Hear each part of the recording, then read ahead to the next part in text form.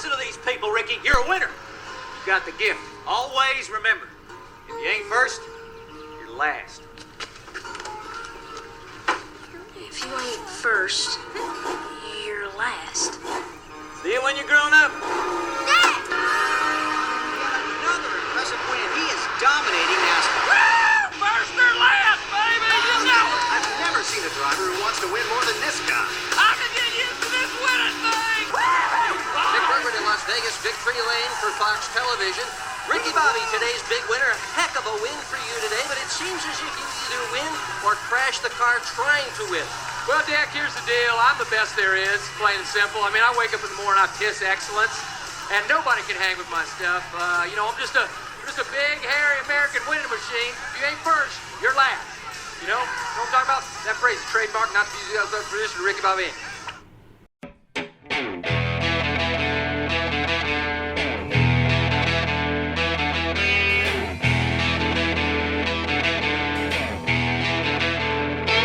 I get up from the ground, pull my mind from what's keeping me down, and it's time to decide on the action that'll force the tide.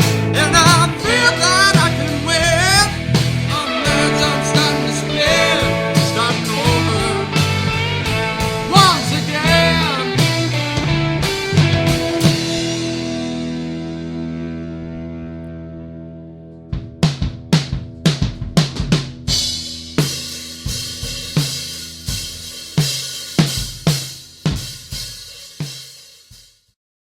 Welcome to the Starting Over Podcast. I'm your host, Edward Sheldon, aka Dark Logos, and this is the show where we look at the strategies, tactics, and mechanics behind the game of heroclix. This show, right now, I'm going to be all honest with you, has been a bit of a different show. Primarily, I come off snarky, I come off antagonistic, I come off as a guy that is just a jerk sometimes when it comes to whiz kids. This time, I will fully understand how I can come off as a jerk, but I am a loving jerk this time. Because I believe there's a massive problem that is in the game that has been exacerbated in the last few years due to how game design has failed to deal with the problem. So let's introduce this the way that I thought about it and how I came to it, and I will come with the joke of, in terms of chess, white supremacy. But taking that joke aside, it is the advantage of playing white in chess. And you might say, well, what does that have to do with heroclix? Well, the statistics and the same concepts still apply, except I'm going to go in even further.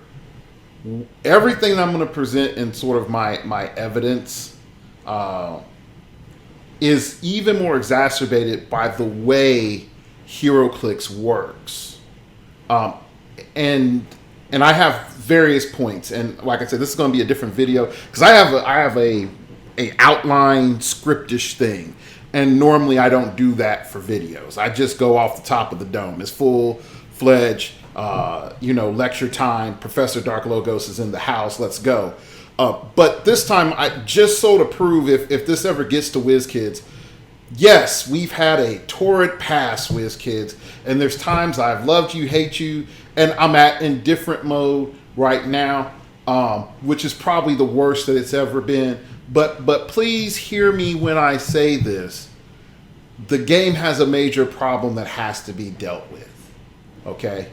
All right, so let's go ahead and begin. All right. I've gotten the majority of this information about the power of going first in chess. And so I'm going to have a couple of quotes and some things that have been said. And if there's anything sort of odd, I will try to clarify them. I will state this. I played chess since I was second grade.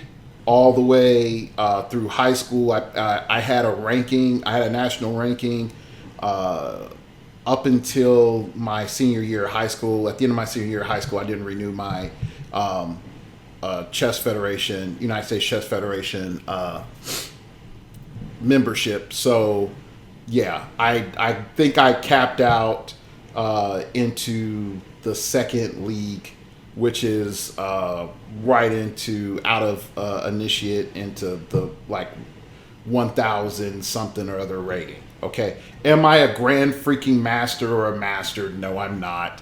I have studied chess long enough, and I reference chess in some of my thought processes, and I do ever so many years go back and look at chess as a way of understanding heroclix better and gaining concepts better. Okay, I preface all that with, some of the information I'm presenting. I'm not just trying to be haughty and be like, the chess. Yes, chess is a superior game of gentlemen, and we should all bow down to it. I'm not doing that. Okay, so let's go ahead and get started. So first quote says, the statistician Arthur M. Stevens concluded in the Blue Book of Charts to Winning Chess, based on a survey of 56,972 master games that he compiled in 1967, White scores 59.1%, which means it's just winning the game. However, Stevens assembled his games from those that had been published in chess magazines rather than complete collections of all the games played in particular events. Now, note again, why is that important? Okay, you could say the grandmaster and master level is all that matters. No, this guy has a pretty good breadth of play. This isn't just the best of the best, the best in all the the cases. And just letting you know, there is a big gap skill between master and grandmaster other than ranking. Okay, a person can still be pretty casual and play at a master's level. I know somebody's like, "That's a lie, Dark Logos." And I'm like, no, because I've known a few masters. Okay, it's a grind if you want to get it. Okay, in the sense of if you want to put in the time and effort to go to the tournaments and beat the players that you need to beat and pay your money, you can do it. I will also say this, before I even gotten to heroclix, I was tempted to spend in money to go into a local scene in Kansas City where it was $50 to play, and you paid out in the top pot for, I think it was like first through fourth, and you had a lot of high-ranking people there. You paid $50 to play high-grade chess, so I mean, yeah. But where is this? Why is this important? Okay, White's advantage is one move. It's one move, not 3 moves and I put my entire team out there or I equip or everything. It's one move. And they already have a 59% win rate. Now, again, going into the article that I was more so looking at and referencing, it also has a nice little cool chart in there in which it documents the win rate, the win percentages of black and white. And so it has win, draw, white wins, black wins, and a draw.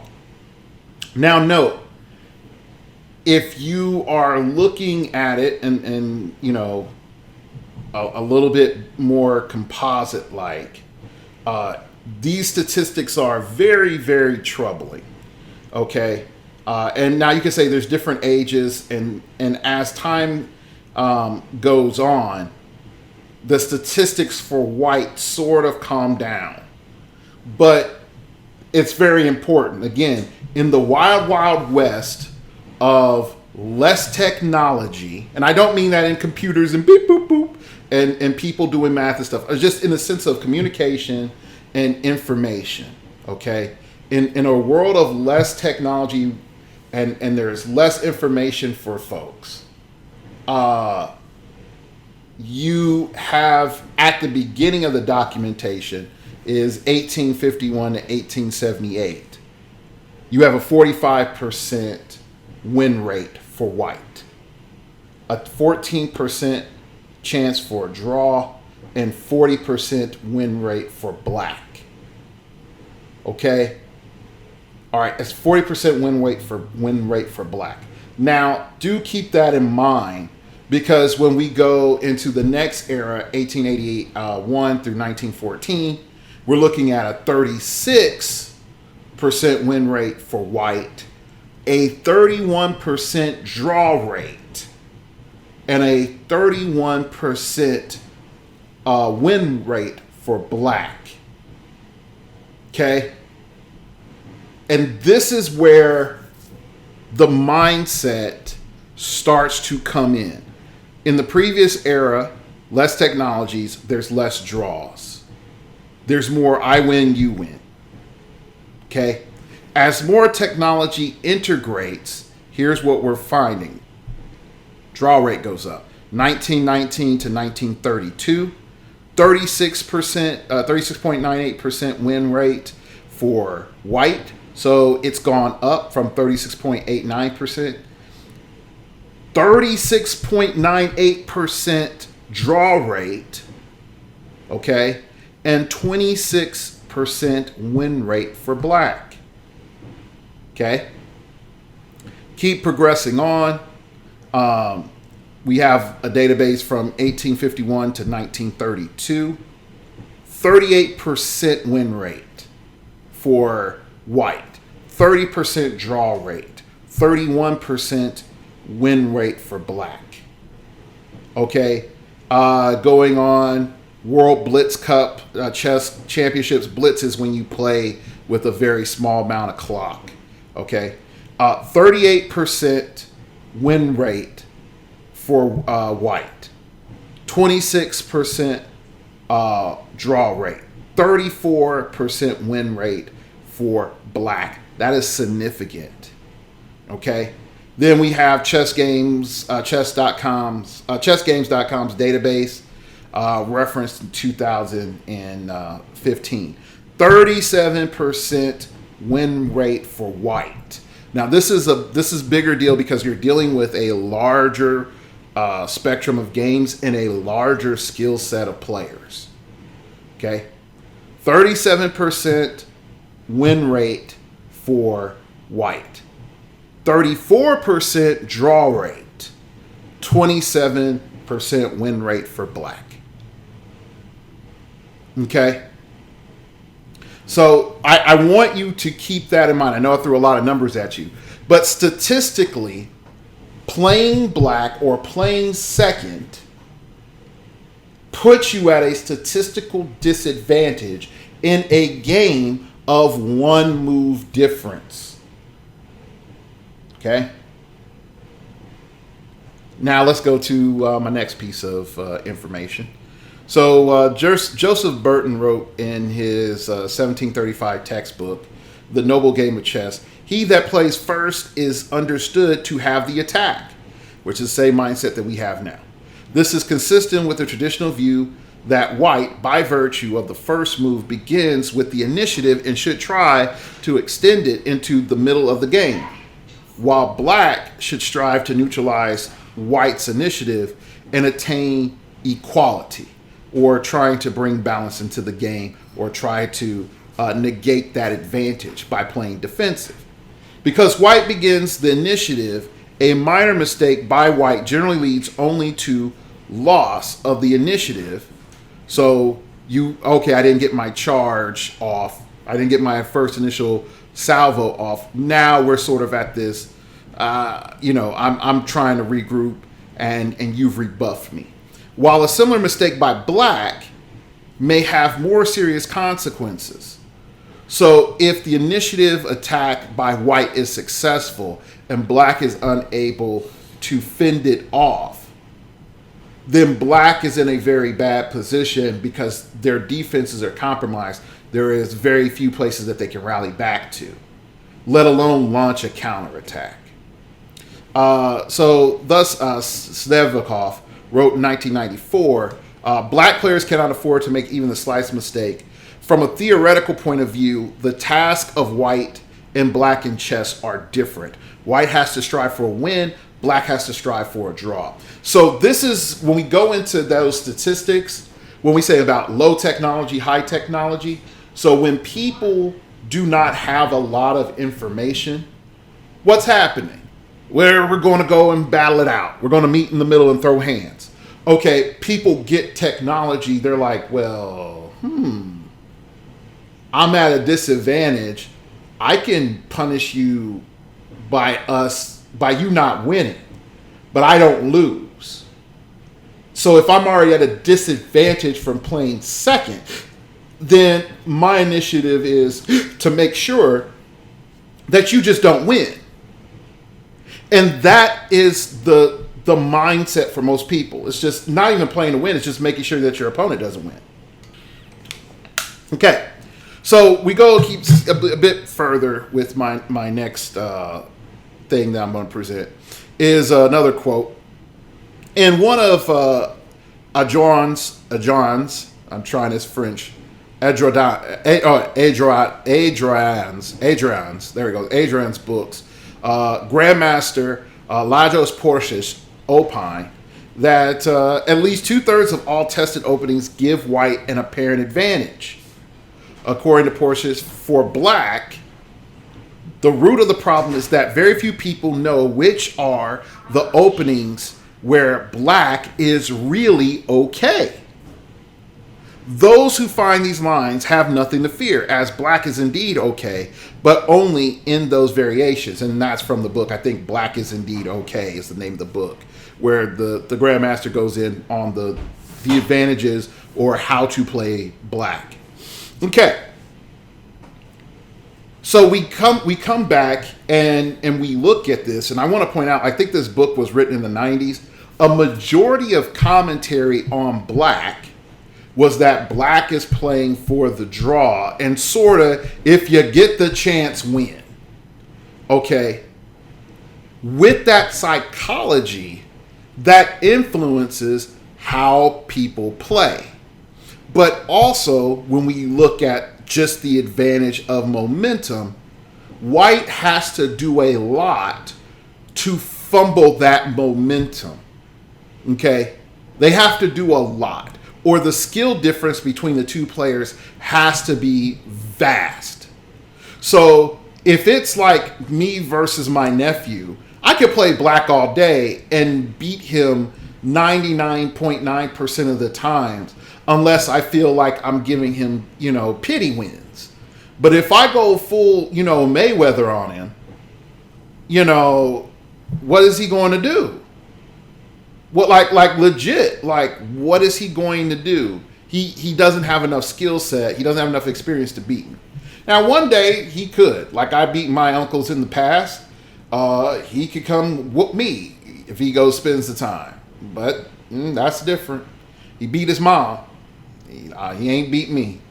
So anyway, going back, let's go to the next quote. Rawson writes, the idea of black trying to equalize is questionable. So again, playing for the draw or neutralizing that first attack. I think it has limited application to a few openings. Rather than being an opening prescription for black in general, Evans wrote that after one of his games against Fischer, Bobby Fischer that is, Fischer confided his secret to me. Unlike other masters, he sought to win with the black pieces from the start.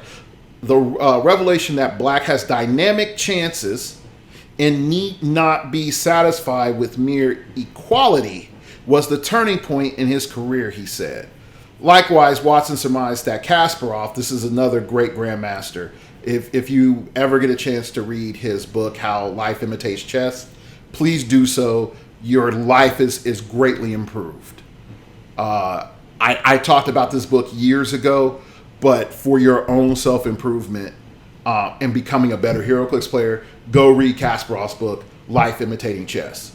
It is a brilliant book. It helps you understand a multitude of games and how to manage life situations. But when playing black, bypasses the question of whether white has an opening advantage by thinking in terms of the concrete nature of the dynamic imbalance on the board and seeking to seize the initiative when possible. Watson observed that energetic opening play by black led to a position so complex and unclear that that to speak of equality is meaningless. Sometimes we say dynamically balanced instead of equal, to express the view that either player is likely as the other to emerge from complications with an advantage. This style of opening play has become prevalent in modern chess, with world champions Fischer and Kasparov as its most viable practitioners. Now, again, Kasparov hasn't been a world champion since like the early 2000s. So again, that quote's a bit dated. But hopefully it starts to give you this understanding that, again, we're talking about in chess, a one move difference between the players, that the response is to create situations that are quagmires for the other opponent while playing black. But if you're not thinking like that, you're going into classical thought, which or your mainline thought process, which is play for a draw, and if your opponent fumbles that much, then sure, go ahead and get that W. Because, again, when we go back to the statistics, the win rate for black and the draw rate are almost the same. And in most cases, and depending on which era of chess you're looking at, it is better for black to play for a draw, whether that is a mindset or is that actually statistically true, or actually like best play true. It's better for black to play for a draw. Okay? I know some of y'all be like, gosh, Dark Logos, just go into the heroclix part, stop this chess part. But again, this is all important for us to understand what I'm about to lay out. Okay? All right, so I'm close to the end of my quotes here. I got two more. Here's my next one. If black somehow is a theoretical advantage has a theoretical advantage from the starting point or starting position, the best grandmasters and the strongest computer engines, haven't found it yet. You have to show why white's initiative would actually be detrimental, or how there is some kind of zugzwang, which means is a compulsion to move. In chess, you have to make a move. You can't pass. You have to make a move in the starting position. So this compulsion to move in the start, where's the problem at? Either of which are contrary to everything currently known about chess theory. And that's just an advantage, not a forced win. Okay? All right, next quote here is, the game of chess is not solved. And I want to present this to you because this is my door and my hope for us when we're proceeding in this thought process and in this conversation. The game of chess is not solved, meaning it has not been determined with certainty whether a perfectly playable game would end in a win for white, a draw, or even a win for black. Due to its high level of complexity and limitations of computing technology, it is considered unlikely that it will be solved in the foreseeable future. Now, why did I end with that quote? Okay. I ended with that quote to say something very distinctive. While I may be presenting these problems, if chess has not been solved, to say fundamentally this is how you play chess, or this is a perfectly played game of chess by two parties, and inevitably this is going to happen. You cannot say the same for heroclix. Chess is binary, and even through modern calculations, they're saying before you plan out, every outcome to the game of chess, you're talking thousands to possibly millions of years of calculations by modern computers. Okay? Most modern simulations are based off of gains in the probability of win rate due to past gameplay. Okay? That's it. That's usually what most of the Deep Minds and is it Deep Blue and there was something Mind was another computer program, and Watson. All those are based off of running past games and then running simulations and against itself and other grandmasters, and then giving probabilities of what's the best move. And even when we go and study the super engines that are, or supercomputers that are breaking down chess and playing, we find that the best combination is actually human with a computer assistant.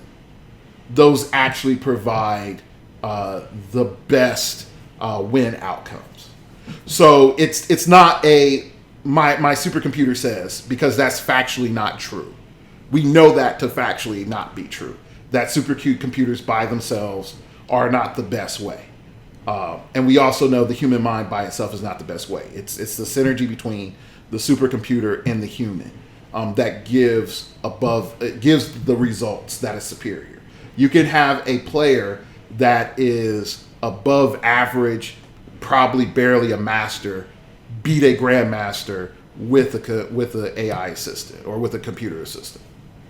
Okay, so I have some friends, and I'm going to say this statement, and I know we fundamentally are going to disagree when I say this, is there is no way for us to solve heroclix, absolutely speaking.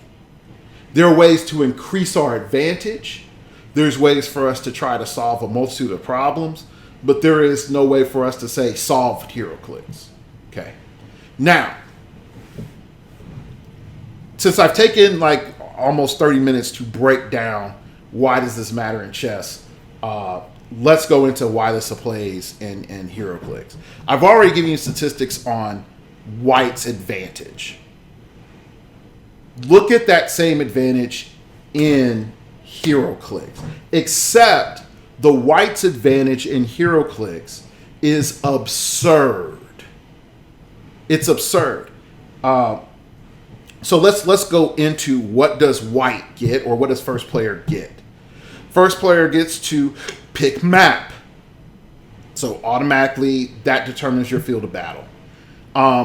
It is also able to use its paid map bonus versus consolation, which is a huge deal. All right, so that's another factor that stacks into first player. The first player can force their opponent to swap, allowing you to, as first player, swap afterward in response to what your opponent swapped, forcing certain game mechanics to be on or off the field due to their disadvantage. Okay? Or their advantage not being present beyond the first turn or during the beginning of the game. All right, when you are playing a tarot card, your tarot card effect on first turn is guaranteed to be in effect because there are no other cards in play. Cards are not simultaneously drawn. Okay, so there's no way for you to by chance bounce the card. You player one and player two do not both play a tarot card. Player one plays their card. Player two plays their card on their turn. Okay. So right there from the beginning, your tarot card is guaranteed to work. When you place objects, you can place your object first in a square, and it's supposed to alternate. And for some people, this doesn't matter that much. But I'm going to tell you, as an experienced player, if someone is putting objects at the midfield or on my side of the map, that means you're running towards me. If you put your objects on your side of the map, that means that you're going to be staying close to your side. You're expecting me to come to you, or you're going to conveniently proceed to midfield. Okay?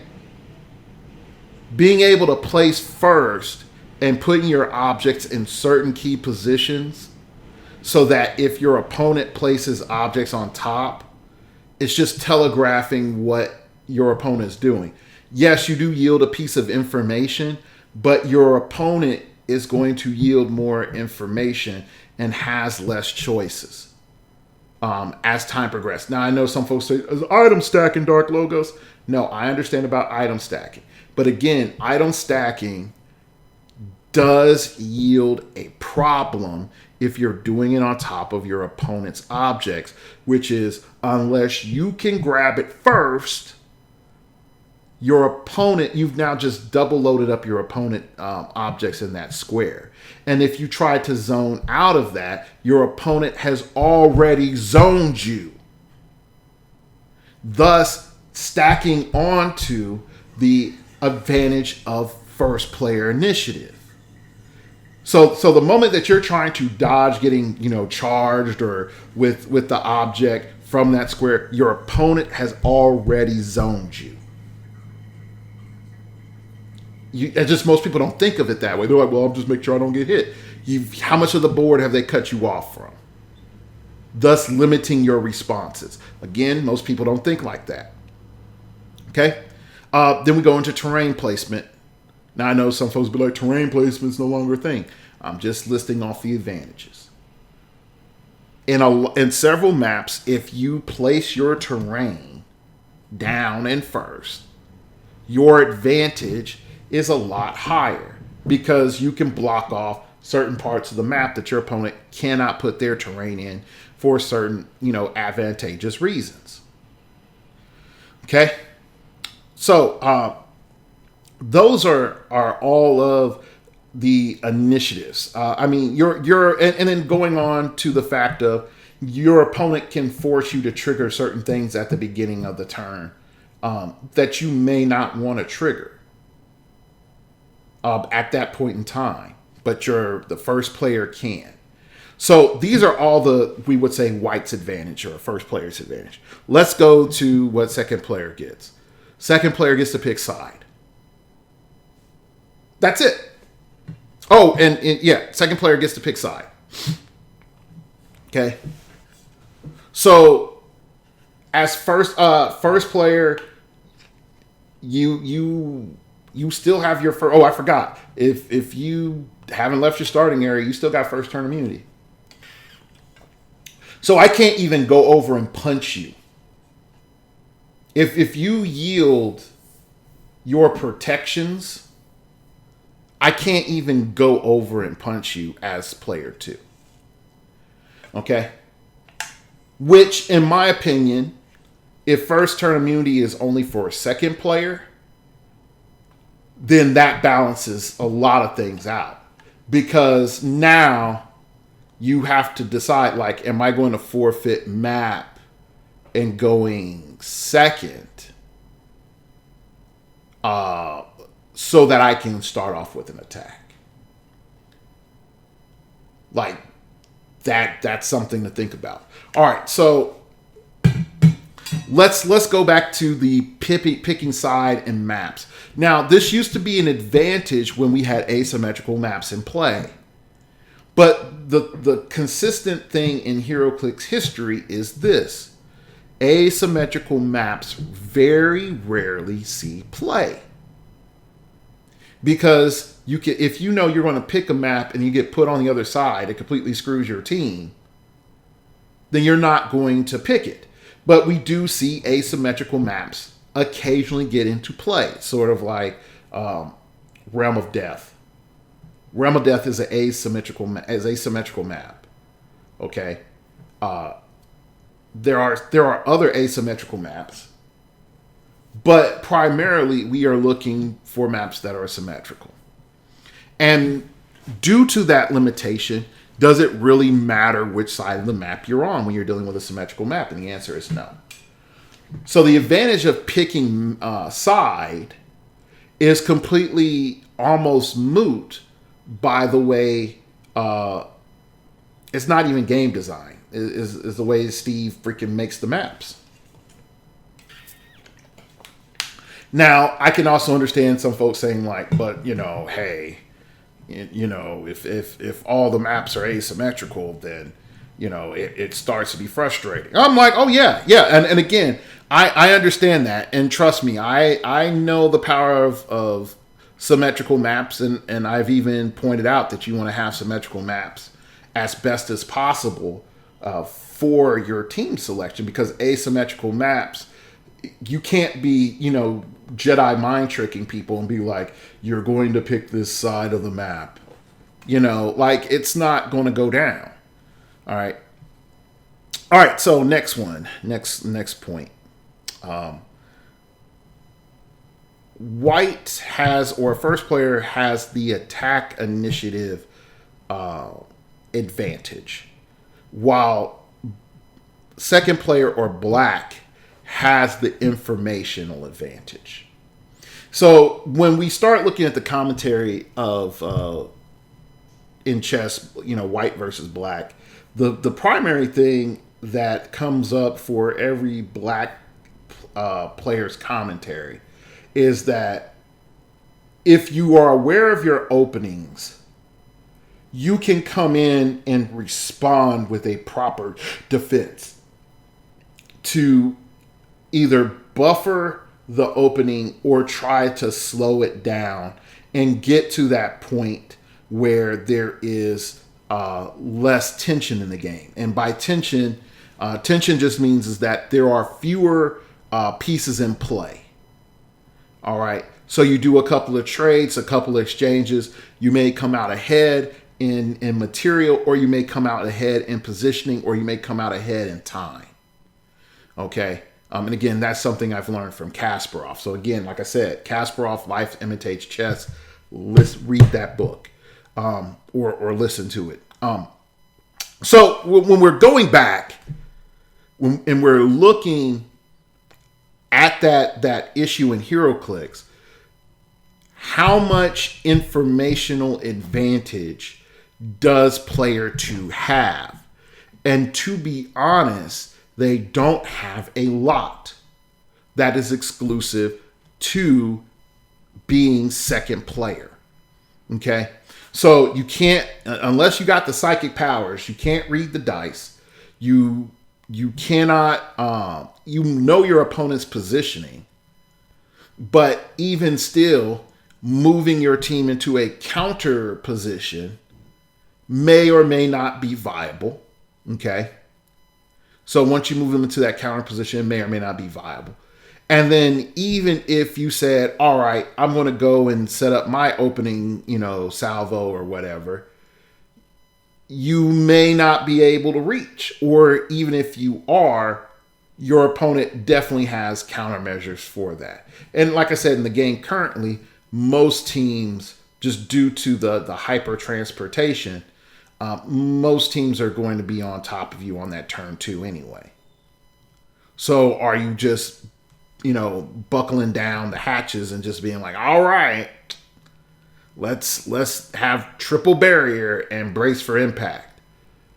And while you can do that, it limits what you can and can't do overall. All right, so let's go to the next point. So dynamic play is limited due to first player's control on second player. Dynamic play is limited due to first player's control on second player. The fact that first player has the ability to tell second player when their beginning of game effects are going to go off is oppressive. It's truly oppressive, because the advantage of where the fight is in the setup of everything else in the map has already been dictated tempo wise by first player or by white. Okay? And the only thing black can do and to respond to that tempo is to trigger first game, beginning of game effects. Or even, beginning of game effects. The fact that first player comes in and interjects themselves at that point and controlling figures that aren't theirs is the first thing that I would say is just a fix. First player cannot interact with second player's game mechanics. They just can't. If you were to say second player can interact with first player's game mechanics, and that's the advantage of going second, then you start to counterbalance some of the pressures that is put on second player. But that only works in a swap mechanic, or in at the beginning of the game, I do blank mechanic, and then this happens, and then this happens, this happens. Okay. Against teams that don't have those mechanics, it does nothing. But here's the disadvantage that I'm seeing. You have Team A, which goes first, that doesn't have any swaps or anything. It has a static team versus the second team, which is Team B. It's the black player equivalency, and they have swaps. There's a lot of problems that come in there, because it's like, oh, okay, hey, first player swapping or outside game beginning of the game effects aren't anything on my team. Hey, second player, that's all your advantages, and yeah, you can't impose that on me because I don't have those mechanics. And so you're looking at something that's a less consistent mechanic or in game design. So even if second player could influence first player, you have a massive amount of problems in terms of consistency of that advantage, versus going first is a consistent advantage. All right, let's keep on moving on. We aren't playing for a draw or a tie. So when we start looking at the statistics again, which is more discouraging when we have this conversation, when we look at chess, we look as information goes up and philosophy of play goes up. What happens? The consensus is draw, my boy, draw. Quick draw, McGraw. Okay? That is black's play. All right. Does the worst situation for white is a draw? The worst situation for black is a loss. Okay? Because you got to, again, when you start looking at the statistics, for you coming up, on the other side of the mountain, of which it doesn't suck completely for you, and suck completing is a loss, you have a statistical advantage playing white or going first. All right. So when we're playing in heroclix, while we do have draws and ties, it is insanely hard to draw to play for a tie. And then even if you do, in some cases, you're still forced to roll off. Okay? So therein, right there is another level to it in how tournaments are run. Okay? And I know someone would say, but, Dark Logos, I mean, we always have it. So, it's this many wins and this many losses. And, you start making things complicated when you have wins, and the guy had all wins in one draw. Like, he got in over the guy with, he only had one loss of the day, and then look at the points and blah, blah, blah, blah, blah. Then how are we waiting to draw over a loss? And da. I get that. Is it going to be beautiful, the first time we figure out the solution to that? No. But I do think the implementation, I need to talk properly, and not smudge my glasses. The implementation of standard tournament draw, and what does that mean? That needs to be talked about and looked at from a tournament perspective, and then from a game design perspective. Primarily because, and I'll say it more bluntly, if chess gives a player a significant advantage and it already skews the win rate. And again, with a situation with draws, it always skews the win rate in comparison to the opponent by 3 to 5%. What does all of the other advantages that first player does skew the win rate in heroclix? How much does it? And there was a point in time in some of this super aggro metas. Actually, I'll take that back. In every super aggro meta, there is a point that just inevitably happens is if you go second, you lose unless your opponent's dice fail them. And that is a very rough reality to be in. It's like, well, I need a 5. And then I'm going to, mollywop your entire team. Guess that, okay, like that's rough. But the fact is that if we aren't dealing with some other realities, like reality number 1, if I'm going second, there has to be a piece that just says my opponent cannot move more than 5 squares in a turn, past first turn, or even like until second turn, my opponent can't use perplex. My opponent can only use TK once going into, second turn or something. You have to introduce figures that do that, because you have to start disassembling the main advantages that come into the game. A simple one could be my opponent cannot take more than 3 actions on the first turn. So screw your leadership. Like your first turn, you can't take more than 3 actions. So you better have that TK for free if you're going to try to do that double equip. But you're not moving out. Although I take it back, you could move out. Free TK, 1. No, you couldn't. You would have to have 2 free TKs to double equip and move out. That's asking a lot. Okay, so there's some things to be considered.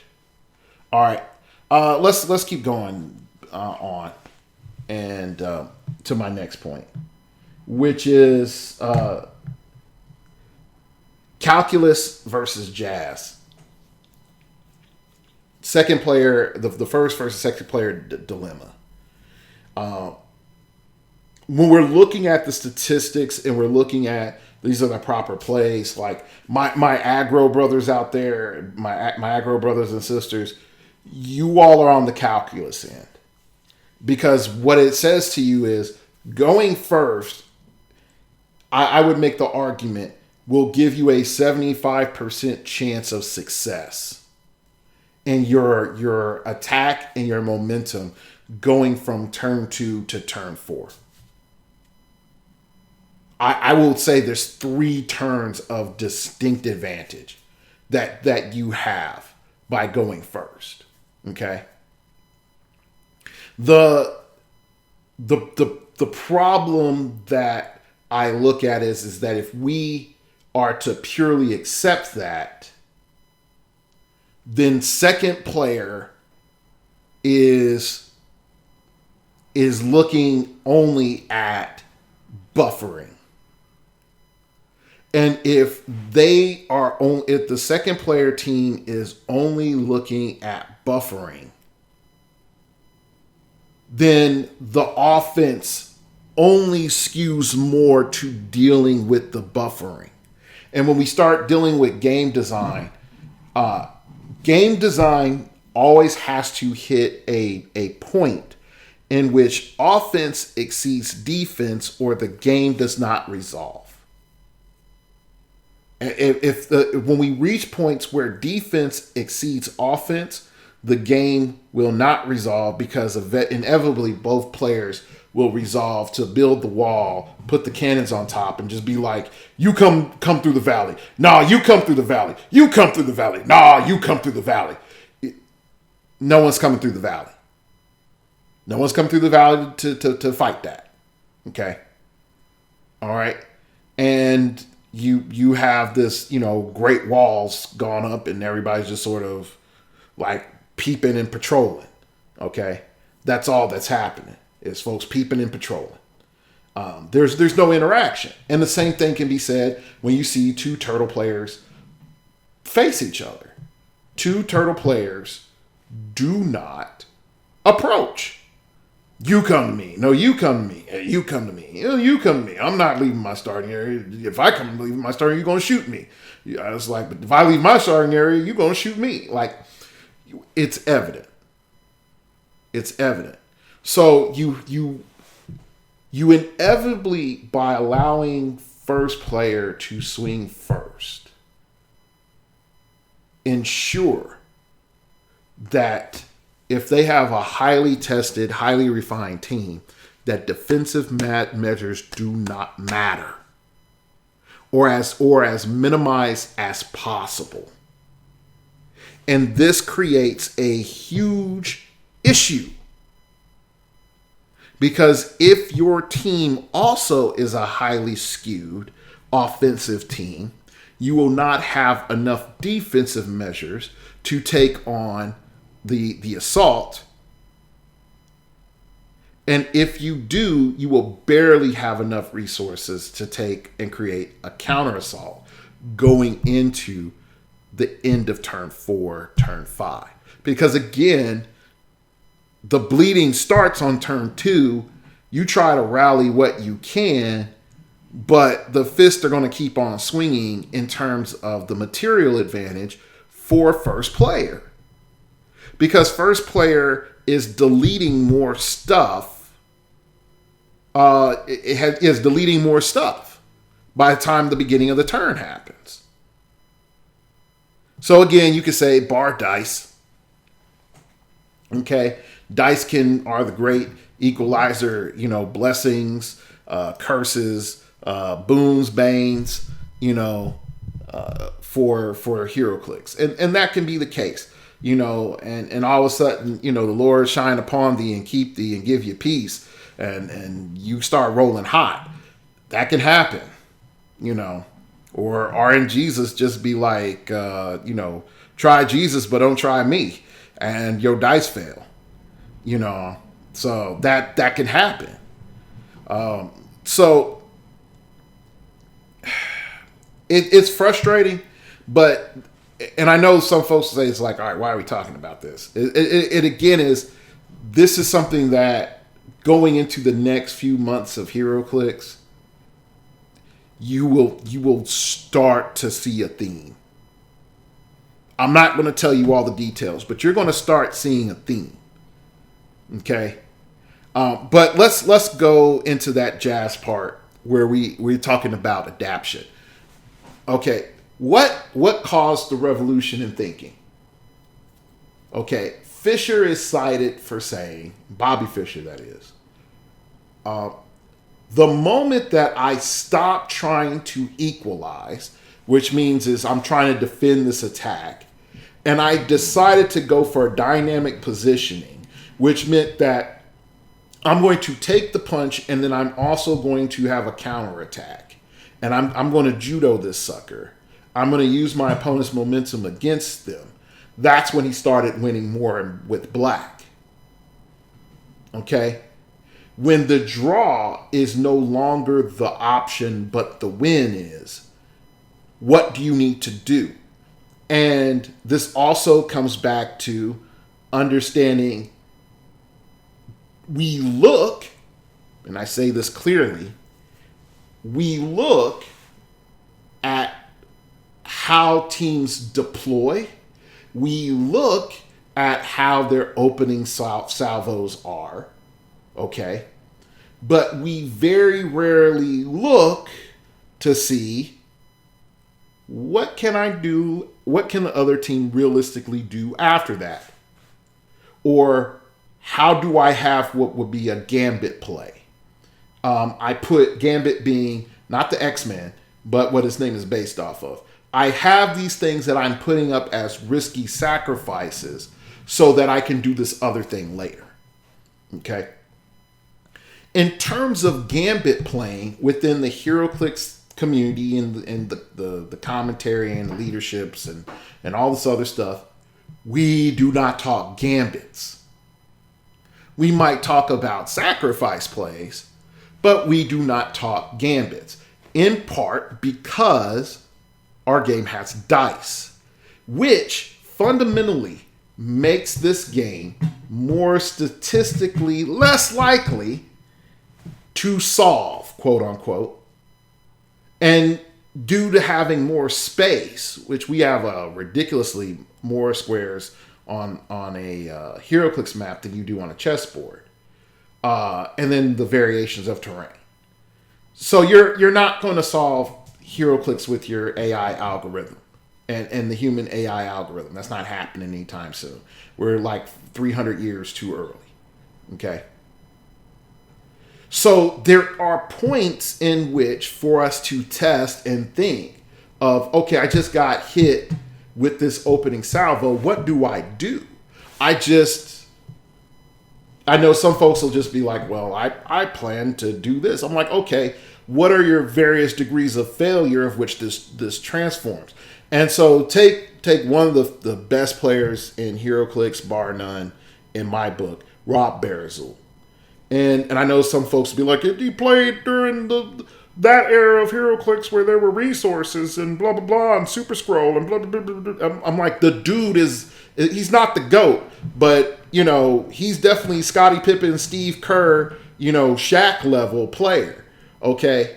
And I say that because his philosophy of play, which is, I'm not going to say revolutionary, but it is on point with this dynamic style, is understanding what each of my figures can do on these ranges of clicks. And if I have this on this click and I have this on this click, what can I do that's different if they're not on top click?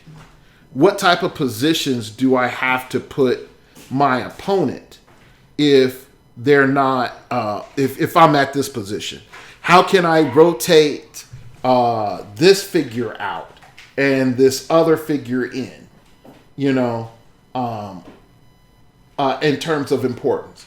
That, like, Rob Barazul is by far the most adaptive player that I've seen in actual playing, utilizing the whole team for everything that he's trying to do.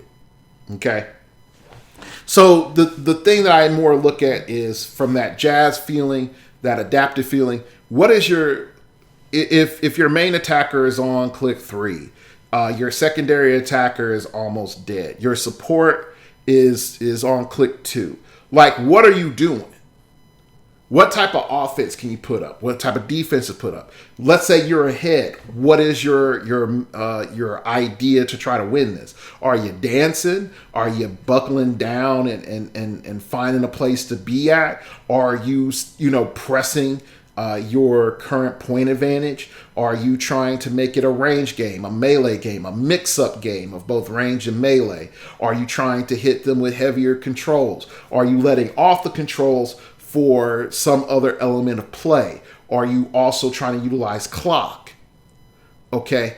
There are a multitude of factors that most players aren't considering because, in all honesty, we don't bring that up because, and I'll say it, it's not easy, and now you have to do some heavy thinking. But the heavy thinking and figuring out your philosophies behind that, it actually helps. It actually helps you think about creating a richer game, because you start having to say, like, well, oh, am I going to stall things out a bit? And the answer is like, well, if I take a 2-minute turn, on average, how many turns am I going to get in a game? So let's just say we're running 45 minutes, okay? And, you're like, oh, hey, I'm taking a 2-minute turn, and then my opponent takes a 2-minute turn. Okay, I can get 20-something turns in. All right, well, let's sort of take that back. I'm taking 2-minute turns, and my opponent is taking 5-minute turns. Okay, if my opponent's taking 5-minute turns, that definitely means that I need to resolve the game by turn 5. Okay, because, they have spent 25 minutes and I've spent 10. So that puts us at 35. So the game, and if we're saying short games, I have a turn. Okay. Then my opponent has a turn. So that puts us 7 minutes. So we're getting close to that time. All right. If my opponent gets another turn, it's more than likely going to end on their turn. All right. So what do I do? All right. So those are other factors that you can put in. You can't expect everybody to play fast. But just because you play fast doesn't mean you have to play as fast. And just because you play slow doesn't mean that you need to start off playing slow. Okay. So those are factors for us to think of when we're saying, the calculus. Like, look at the statistics, Dark Locos. Versus jazz and improvising and bringing in, dynamic play, dynamic movement, innovation. What can we do? Okay. The last thing that I'm going to the last thing that we're going to go into is in my notes of if we're being forward thinking, are there solutions? Are there solutions to the problems that are being presented? And the answer is yes. There are solutions to the problems that are being presented.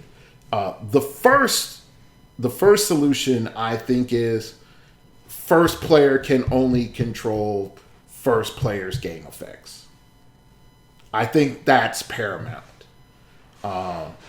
If first player can only control first player's effects, that makes it so that second player can fully do what they need to do.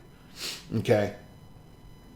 The second thing that needs to happen is first player needs to lose first turn immunity. Okay.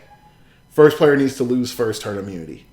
And I know some people will say, like, whoa, that changes the game. And it does. And here's why. Because if you are to go first, you are either choosing to set up or defend. And you no longer have the luxury of guaranteeing to attack without being harmed. Okay? So your advantage is to set up. And it gives you the chance of saying, I'm either going to maintain initiative and set up for what I'm going to do, or I am going to prepare to equalize and counterattack or set up for a dynamic play. And if player 2 sets up to try for, I'm going to boost up my guys and equip and all this other things, then what that does do right there is it creates a situation that's no different than how the game is on turn 2. Okay? And that is a great equalizer. And I know a lot of people will say, well, that just doesn't feel right because first player gets to do blankety blank, has always been able to do blankety blank. And I say, like, that's really not a good answer. Because when we start looking at, like, just all of the things that first player controls the map, All right. If we look at it thematically, is that what? Second player is the invader. All right. First player is defending their house. Okay. Now you can't come out guns blazing, ready to go. But you're more like, oh snap, we've detected blankety blank. Second player is the aggressor because they're the invader. Okay. All right. So that's something to think about. So the next thing that I'm going to say is going to suck is that we need to have asymmetrical maps. And asymmetrical maps will create a situation where there are placement and play advantages that second player will receive and first player will not have. Or what needs to end up happening is that you play what I would call, is if you have symmetrical maps, you would pay 5 points to receive what equivalent of what we would have is your consolation prize. So instead of saying your consolation prize, you would actually get the map effect. And then the player playing it would get the consolation prize. And I know some people would say, wait, that's backward. Why would I do that? Well, again, what is the advantage for player one? Player one gets to go first. Player two gets to then respond, but cannot attack. So there has to be some other advantage that comes in with player two to allow them to do something. To say like, okay, my opponent picked this map. They, instead of having a bad play position, they put me on a map where it gives me a bit of a bonus that says like, if I miss an attack by one as the invading force, I have +1 defense to that figure until the next turn. Okay, cool. It's a minor thing. Or if my opponent attacks me on turn 2, I have +1 defense to all characters, or I have +2 defense to all characters. That is enough to start changing the dynamic, because again, you are telling the first player, I will always have initiative and advantage in attacking. And if the second player's defensive, then you need to give them a second turn of defense if the goal of game design is to hit equilibrium on turn 2 and turn 3. If the game design is not, if the game design is for there not to be equilibrium on turn 2 and turn 3, then that's a whole different subject. But if we're asking ourselves, all right, is the goal of second player just to get hit? And if the answer is no, then how do you maintain white or first player's advantage to attack, but at the same time not make that advantage absolute? And I think, again, coming back and absolutely saying it, it's like, look, you have to change map design. You have to make map design have a disadvantage. And you need to have a design philosophy that all symmetrical maps have to have a bonus that's given to the other player. And all asymmetrical maps should not have map bonuses. And it should have a distinct placement advantage, whether that's elevated terrain advantage, whether that is you're able to get to your objects a bit safer with extended terrain. Extended starting area or square starting area, whatever it may be. You have play advantage, like it's easier for you to wall up and defend with barrier. There is more water terrain on your way in between point A and point B, so that if you by chance have any aquatic figures, you have advantages with that. Whatever, like there's more multiple squares of elevation that lead to the second starting area than to the first. And so you can choose just be like, hey man, you got that range shooting team. I'm at the bottom of the hill. You're gonna have to come get me because you can't shoot over elevation. Oh, you can shoot over elevation. Here's this blocking here. I'm gonna set up my crew right over here, and we're gonna tell you, Muhammad, you need to come climb this mountain. Okay. So that to me is a way better way of solving it. The other advantage that I believe that second player should have is their entire force is first turn immune, which includes their objects. So Thanos can't come out and just be like, pow! And then also their first turn immune and immobile. Now, some of you be like, whoa. No, we're not for that because I need to be able to gank their object and get back. But again, we're looking at first player has ganking potential and jacking potential. Second player will never have that. What is the compensation? There is none. There is none. And if it's one turn that these items are indestructible and immobile, that's fine. Because again, if the other side fails to get the objects, okay, that you're still fine. You're still fine. Because they have to spend more tempo. If you, as first player, just decide, like, I'm going to put pogs on top of your objects. So you're going to have to, do something to get to your objects. Okay, that's fine. Those are acceptable countermeasures.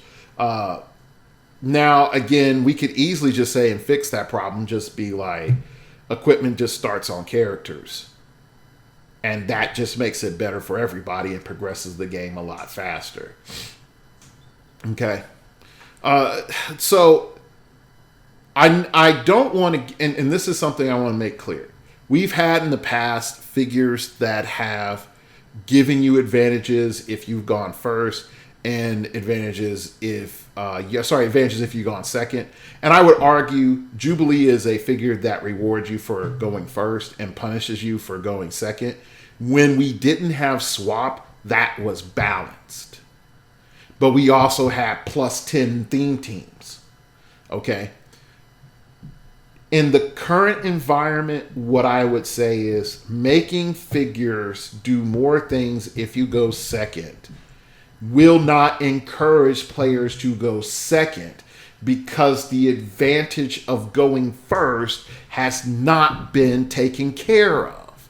You're like, unless a character is triple their point value going second in terms of power, and I do mean triple because I've listed off all the little shenanigans that go down. There is no way for you to overcome that just with the piece. And then let's just say, because again, statistically, it's in your favor. You go first. That figure's output is inconsistent. And with heroclix players, in spite of me talking about jazz and calculus, we all a majority of us lean towards that calculus. Okay, we lean towards that, 2 in a hand is, better than, a whole tribe in the bush. Like, I'll take these 2 over here and we're going to leave. I don't need to get the whole tribe to come with me. I'll take these 2. Okay. Make a new tribe. But I know some folks be like, it doesn't go like that, Dark Logos. I know it doesn't go like that. You've come here for the entertainment. You didn't come here for everything being rational. Okay. So I'll go into my last solution. My last solution is this. Select 3 options for second player to pick from that gives them a mini boon until third turn. From first through third turn. Whether that is second player gets +1 action until third turn. Second player can re-roll 1 dice per turn on their turn until third turn.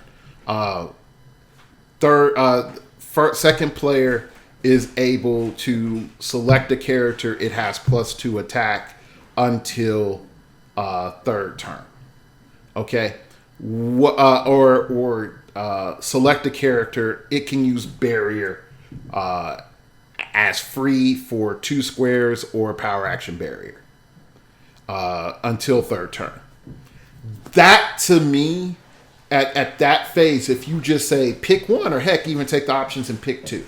All right, in doing that, you do several things. One, you can emphasize the "I'm going to come back and punch you" mindset with that dynamic play, okay? Or if you're going to go into the classical black mindset of "I'm playing to equalize or take the impact," then there's some options there for you as well. Or "I'm trying to disrupt the impact." I think those are your better options, okay? And I know some folks will say, like, man, all of this sounds sort of rough. I don't like this world, Dark Logos. But truth be told, in our hyper, I'm going first +10 the theme team, we are acknowledging this reality. We're acknowledging this reality. And when they nerf theme teams down, we're still on theme teams primarily because we still acknowledge the reality of going first is too much of an advantage. And if we're naive and to say, like, well, let's just keep it rolling the way it's been, with game design being 60% aggro and about 20% defensive and 10% shenanigans in their current design, you're functionally saying is the game is won at roll for map. The game is won at roll for map. And if whenever it's been like that, there have always been major changes to the game. And they haven't solved the core issue, which is, what is the distinct advantage of first player over second player? What's the response of second player to first player? So I'll end with this. I liked early Hearthstone. Like, I played beta Hearthstone and I played the first season of Hearthstone. Okay. I loved it. I was way younger, no gray hair. Phoenix Nest wasn't even a thought in my mind when I was playing, freaking Hearthstone. I was loving me some heroclix, and I love doing my podcast. Okay. The one thing that I understood about Hearthstone was, yeah, it was real easy to be in the mage meta, or the what's the fighter dude, the paladin dude? Like, he had the hammer. That meta, and there's like the warlock dude. Okay, I always loved playing priest because I thought priest could have been like really bonkers, and there were some things in there I liked, and I liked the light spells, and I thought it was cool. It sort of went with the person that I was at the time. The issue is as follows. When you went second in Hearthstone, you got like 1 more mana than your opponent. And it gave you distinct plays that you could make that your opponent couldn't make on their turn 1. And that was a very nice advantage. It wasn't huge, but it was nice enough because your opponent, if they play mage and they have enough mana, they could play a card and then hit you with fireball, and there was like nothing that you could do, like direct to hit. Okay, like the game started off that way. So In the same way with heroclix, I think the best thing that I can offer up to our problem with who goes first is give me bonuses that wear off as second player, that wear off on turn 3, and stop allowing first player to determine second player's beginning of game actions. If you have those two things, there's still more than enough things that make being first matter without negating all of the effort of second player or forcing everyone to play swap teams to be like, if I go first, I'm playing hyper aggro, to infinity and beyond, or I'm playing if I'm going second, I'm playing Team Fortress 23, which is no longer a first person shooter. It's a base building sim. Okay. And now I'm playing tower defense. All right, those are two different games being played.